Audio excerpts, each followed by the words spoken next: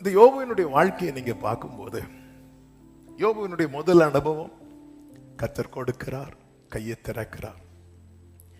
யோபு 1:3 சொல்லப்பட்டிருக்கிறது, அவனுக்கு 7000 ஆடுகளும் 3000 ஒட்டகங்களும் 500 ஏறு மாடுகளும் 500 கழுதைகளும் ஆகிய மிருக ஜீவன்கள் இருந்ததுமன்றி திரளான பணிவிடைக்காரரும் இருந்தார்கள். அதனால் அந்த மனுஷன் கிழக்கத்தி புத்திரர் எல்லாரிலும் பெரியவனாய் இருந்தான். இந்த யோபுவை குறித்த ஒரு அறிமுகம். இந்த யோபு யார் அப்படின்னா, பெரியவனா இருந்தான் என்று சொல்லப்பட்டிருக்கிறது. எப்படி பெரியவனா இருந்தானா? அவனுக்கு நல்ல ஆஸ்தி. இந்த ஆஸ்தி, இந்த சம்பாத்தியம் எல்லாம் யோபுவுக்கு திடீர்னு வந்தது கிடையாது, அல்லது கூடவே இருந்தது கிடையாது. சாத்தானே சொல்லுகிறான் பாருங்கள், அதனுடைய 10வது வசனத்துல அதை வாசிங்க. நீர் அவனையும் அவன் வீட்டையும் அவனுக்கு உண்டான எல்லாவற்றையும் சுற்றி வேலியடைக்கவில்லையோ? அவன் கைகளின் கிரியைகளை ஆசீர்வதி. அவனுக்கு எப்படி இந்த பெருக்கம் வந்துச்சு அப்படின்னா, அவன் கைகளின் கிரியையை நீங்க பிளஸ் பண்ணீங்க, நீங்க ஆசீர்வதித்தீங்க. அவனுடைய சம்பத்து தேசத்தில் பெருகிட்டு. அப்ப சும்மா வந்தது கிடையாது. சாத்தானே பார்க்கிறான். அப்ப இவன் ஆரம்பத்திலே எல்லாம் உடையவன் அல்ல. யோபுவே, உங்க ஆரம்பம் என்ன அப்படின்னு கேட்டா, யோபு சொல்லுவாரு, எனக்கு ஜீவனை தந்ததும் அல்லாமல் 10-12 தயவையும் பாராட்டு. அப்ப எனக்கு ஆரம்பத்துல கர்த்தர் பாராட்டின தயவு என்பது என்ன தெரியுமா? எனக்கு ஒரு வாழ்வாதாரத்தை ஏற்படுத்தி கொடுத்தார். அந்த வாழ்வாதாரத்தை ஏற்படுத்தி கொடுத்தார். நான் வாழ்வதற்கு உம்முடைய பராமரிப்பு என் ஆவியை காப்பாற்றினது. அதாவது இந்த பூமியிலே நான் பிழைத்திருப்பதற்கு எனக்கு ஒரு வாழ்வாதாரத்தை கர்த்தர் ஏற்படுத்தி கொடுத்தார்.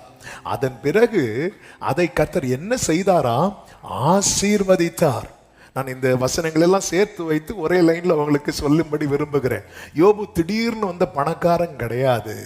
அவன் கொஞ்சத்திலிருந்து வந்தவன். ஜீவனை தந்ததும் அல்லாமல் தயவையும் பாராட்டினீர். உம்முடைய பராமரிப்பு என் ஆவியை காப்பாற்றினது.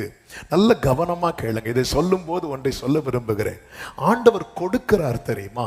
இன்னைக்கு நம்ம கையில ஏதோ ஒரு வேலை பார்க்கிறோம், அது கர்த்தர் கொடுத்தது. ஏதோ நமக்கு வாழ்வாதாரம் கிருபையா நடந்துட்டு இருக்குன்னா அது கர்த்தர் கொடுத்தது. அதுல யார் உண்மையா இருக்கிறாங்களோ அவங்களுக்கு கர்த்தர் பரிபூரண ஆசீர்வாதத்தை கட்டளையிடுவார். இன்னைக்கு நீங்க பார்க்கிற வேலை ஒரு சின்ன வேலையோ பெரிய வேலையோ, ஆமேன், ஆண்டவருக்கு எது பிடிக்காதுன்னா இந்த சும்மா இருக்கிறது, இந்த சோம்பேறியா இருக்கிறது ஆண்டவருக்கு பிடிக்காது. இன்னைக்கு என்ன கொடுக்கப்பட்டிருக்கிறது, கொடுக்கப்பட்டதை வச்சு நம்ம என்ன செஞ்சிட்டு இருக்கிறோம், அதுதான் முதல்ல எடுத்ததுமே நீர் கொடுக்க. ஆமேன், எனக்கு கர்த்தர் ஒண்ணு கொடுத்திருக்கிறார், அதை வச்சுட்டு நான் ஒண்ணுமே பண்ணாம இருந்தா அவர் எப்படி என் மேல அந்த கையை திறப்பார்? எனக்கு கொடுத்ததை நான் என்ன பண்ணிட்டு இருக்கிறேன்? வேதம் சொல்லுகிறது, நீதிமொழிகள் 22:29 நான் சொல்லுகிற வசனம் மட்டும் வாசிங்க. தன் வேலையிலே ஜாக்கிரதையா இருக்கிறவனை நீ கண்டாயானால் அவன் நீசருக்கு முன்பாய் நில்லாமல் ராஜாக்களுக்கு முன்பாக நிற்பான். ஒருத்தன் வேலையில், அது எந்த வேலையாகட்டும், அதுல அவன் ஜாக்கிரதையா இருக்கிறான் அப்படின்னா அவன் ராஜாக்களுக்கு முன்பாய் நிற்பான். ஆண்டவராக இயேசு கிறிஸ்து சொன்னார், கொஞ்சத்துல உண்மையா இருக்கிறவனை அநேகத்துல அதிகாரியாய் வைப்பேன். இது ரொம்ப முக்கியம். என்னை கேட்கிற ஒவ்வொருவருக்கும் சொல்ல, இன்னைக்கு தேவன் உங்களுக்கு என்ன கொடுத்திருக்கிறார், அதுல நம்முடைய செயல்பாடு எப்படிப்பட்டதா இருக்கிறது, அதை வைத்துதான் அவர் நம்ம மேல கையை திறக்கணுமா வேண்டாமா என்பதை அடுத்து தீர்மானிப்பார். எனக்கு தேவன் கொடுத்ததை வச்சுட்டு நான் எதையுமே பயன்படாம, எனக்கு தேவன் ஒரு நாளை கொடுக்கிறார். அந்த நாளிலே நான் செய்ய வேண்டிய பலனுக்கான கிருபைகளை கொடுக்கிறார், தருணங்களை கொடுக்கிறார்.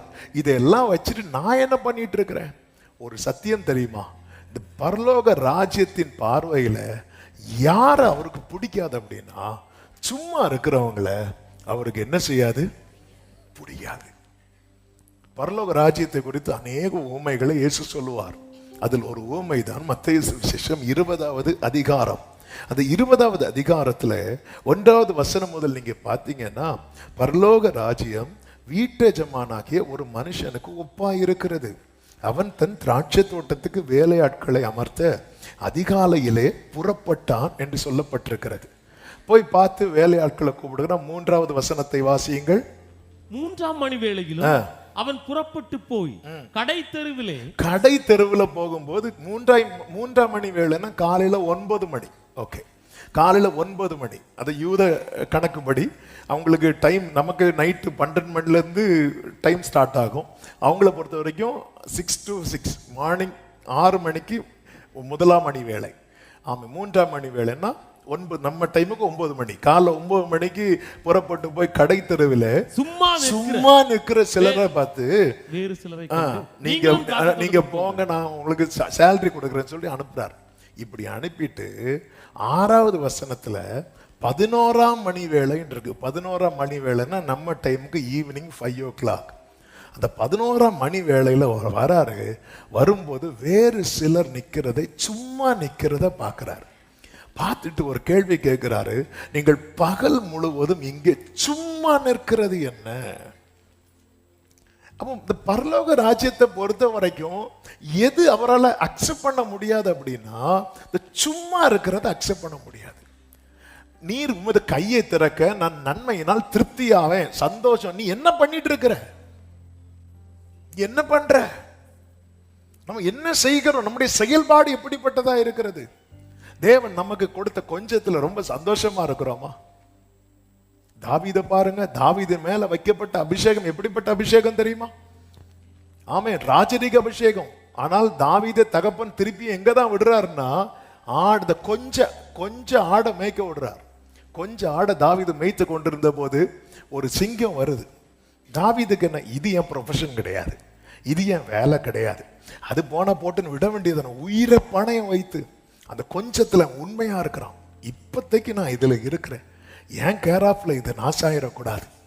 அவன் அவ்வளவு, ஒரு கரடி வருது, அவ்வளவு கேர்ஃபுல்லா அந்த வேலை செய்யறான். தன் வேலையில் ஜாக்கிரதையா இருக்கிறவனை கண்டார். அவன் ராஜாக்களுக்கு முன்பதாக அவர் எடுத்ததும் கையை திறக்க மாட்டார், அவர் கொடுப்பார். கொடுத்ததுல நம்முடைய செயல்பாடை பார்த்து அவர் கையை திறப்பார். ஹalleluya, ஹalleluya. ஆண்டவர் கொடுத்ததே சந்தோஷமா. இப்படி அவன் ஆடு மேய்த்து கொண்டிருந்த போது திடீரென்று தகப்பன் அழைத்து விடுகிறான், நீ போய் யுத்த களத்துக்கு போ அப்படின்னு. பைபிள் சொல்லுது, ஆடுகளை அவன் அப்படியே காவலாளி வசமாய், சும்மா விட்டுட்டு போகல, காவலாளி வசமாய் விட்டு அவன் யுத்த களத்துக்குள்ளே ஓடுகிறான். ஆமே, என் வேலை இது கிடையாது, அப்படி அல்ல. கர்த்தர் இன்னைக்கு உங்களை எந்த நிலையில் வைத்திருக்கிறார்? ஆமே, பவுல் சொல்லுகிறார், எனக்கு வாழ்ந்திருக்கவும் தெரியும், தாழ்ந்திருக்கவும் நான் கற்றுக்கொண்டேன். கர்த்தர் இன்னைக்கு எதுல வைத்திருக்கிறாரோ அதுல நீங்க எப்படி இருக்கிறீங்க? ஆமென், சந்தோஷமாய், க்ளோரி, ஹalleluya. ஆமென், கர்த்தருக்கு மாத்திரம் மகிமை உண்டாவதாக. ஒரு எம்பிக்கு என்ன போஸ்டோ அந்த பொசிஷன்ல வாழ்ந்து வந்தவன் தான் யாரு தெரியுமா? அப்போஸ்தலனாகிய பவுல். அவர் கிறிஸ்துவுக்குள் வந்தது நிமித்தம் எல்லாவற்றையும் நஷ்டம் என்றும் குப்பை என்றும் எண்ணி விட்டு, அதன் பிறகு அவர் என்ன வேலை செய்கிறவரா இருக்கிறார் அப்படின்னா, இந்த கூடாரம் தொழில் பண்ணுகிற டென்ட் மேக்கரா அவர் அந்த வேலை செய்கிறார். எப்படிங்க இருக்கும்? ஆமை, கொரிந்து பட்டணத்தில் போய் கொஞ்ச நாள் அவர் அந்த டென்ட் மேக்கராக தான் வேலை செஞ்சுட்டே இருக்கிறார். என்ன பவுலே பாரு, நீ இப்படி இந்த வேலை இல்லை, கர்த்தர் இன்னைக்கு என்ன எப்படி வச்சிருக்கிறார், அதில் நான் எப்படி இருக்கிறேன், சந்தோஷமா அதை நான் செய்கிறேன்னா செயல்படுகிறேனா, இது ரொம்ப முக்கியம். என்னை கேட்குற ஒவ்வொருவருக்கும் சொல்லுகிறேன், எதுவுமே செய்யாமல் தேவன் கொடுத்த தருணத்தை, தேவன் திறந்த வாசல்களை பயன்படுத்தாமல் தேவன் தந்த கிருபைகளை போக்கடித்து கொண்டிருக்கிறவங்க மேல கர்த்தர் தமது கையை திறக்கவே மாட்டார். என் ஆண்டவர் சோம்பேறிகளுக்கு தேவன் கிடையாது. ஆமென் சொல்லுங்க பார்க்கலாம். என் மேல கர்த்தர் கையை திறக்கணும்னா என்னுடைய செயல்பாடை கர்த்தர் பார்க்கிறார். அற்பமான ஆரம்பத்தினால யார சட்டை பண்ணலாம்? ஆரம்பம் 1000 முழம் அளக்கும் போது அது கணுக்கால் அளவாய் தான் இருந்தது. நீங்க அளக்க பார்த்து நாங்க இப்போ 1000 முழம் அளந்தாலும் எவ்வளவு தான் இருக்கு? கணக்கு இல்லை. இப்படிதான் ஆரம்பம். அற்பமான ஆரம்பத்தினால யார் அசட்டை பண்ணலாம்? இயேசு கிறிஸ்து மினிஸ்ட்ரியை ஸ்டார்ட் பண்ணும்போது எப்படி ஸ்டார்ட் பண்ணார்? அவர் ஒருவராய் அல்லவா ஸ்டார்ட் பண்ணார். அது போக போக விருத்தி அடைந்து, விருட்சம் போல அது விருத்தி அடைந்ததல்லவா. ஆபிரகாம் ஒருவராய் அல்லவா அழைக்கப்பட்டார். ஆண்டவர் எல்லாருக்கும் எடுத்ததுமே கையை திறக்க மாட்டார். அவர் கொடுக்கிறதுல நம்முடைய செயல்பாடு எப்படிப்பட்டதா இருக்கிறது? எனக்கு கேட்கிற அன்பு, இன்னைக்கு கர்த்தர் ஒவ்வொருத்தருக்கென்று ஒரு வாழ்வாதாரத்தை செட் பண்ணி கொடுத்திருக்கிறார். அதுல நீங்க உண்மையா இருங்க, அதுல நீங்க சந்தோஷமா செயல்படுங்க. ஆமென். சாத்தானே நாளைக்கு பொறாமை, அவனுக்கு பொறாமை தான் இல்லை, அவன் சொல்லுவான், இவன் இன்னைக்கு இவ்வளவு ஆசீர்வாதமா இருக்க காரணம் என்ன தெரியுமா? நீர் அவனை ஆசீர்வதித்ததினால். நல்லா புரிந்து கொள்ளுங்கள், கர்த்தருடைய ஆசீர்வாதமே ஐஸ்வர்யத்தை தரும், அதனோட கூட அவர் வேதனையை கூட்ட மாட்டார். சில நேரத்தில் நான் எதிர்பார்த்த வேலை ஒண்ணு, எனக்கு கிடைச்ச வேலை இன்னொன்னு, அப்படி சொல்லி மன விரக்தியில வேண்டாம். ஆமா, நீர் கொடுக்க. ஆமா, இன்னைக்கு ஒரு வாழ்வாதாரத்துல, இன்னைக்கு ஏதோ ஒரு வாழ்வாதாரம் உங்களுக்கு இருக்கு. எத்தனை பேருக்கு சொல்ல முடியும், இது எனக்கு கர்த்தர் கொடுத்தது? ஆமா, சொல்றீங்கல்ல? அப்ப சந்தோஷத்தோடு, நீர் தந்த இந்த வாழ்வுக்காய் உம்மை என்னாலும் ஸ்தோத்தரி. ஆண்டவரே, நீங்க தான் இப்படி வச்சிருக்கிறீங்களாப்பா. தேங்க்யூப்பா.